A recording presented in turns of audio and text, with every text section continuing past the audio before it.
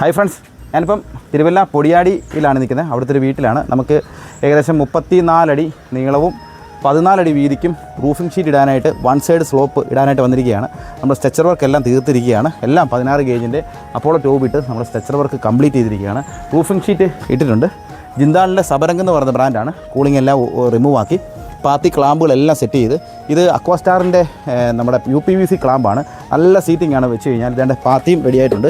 ഇനിയിപ്പോൾ ഇതേണ്ട പാത്തി റെഡിയാക്കിയിട്ട് ഷീറ്റ് അങ്ങ് ഇടാൻ പോവാണ്.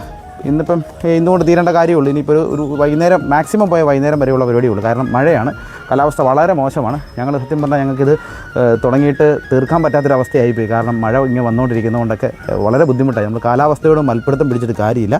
അതുകൊണ്ട് എങ്ങനെയാണെന്ന് വെച്ചാൽ മുന്നോട്ട് പോട്ടെന്ന് കരുതി ഏതായാലും ദൈവകൃപയാൽ ഇന്ന് തീരുവാണ് വർക്ക്. അത്യാവശ്യം നല്ലൊരു ക്വാളിറ്റിയുള്ള വർക്കാണ്. എനിക്ക് തോന്നുന്നത് നമ്മുടെ എൻ്റെ ഇതുപോലത്തുള്ള വീഡിയോ കണ്ടിട്ട് ഇസ്രായേലിലുള്ളൊരു ചേട്ടൻ എനിക്ക് വർക്ക് തന്നാണ്. അദ്ദേഹത്തിൻ്റെ വീടാണിത്.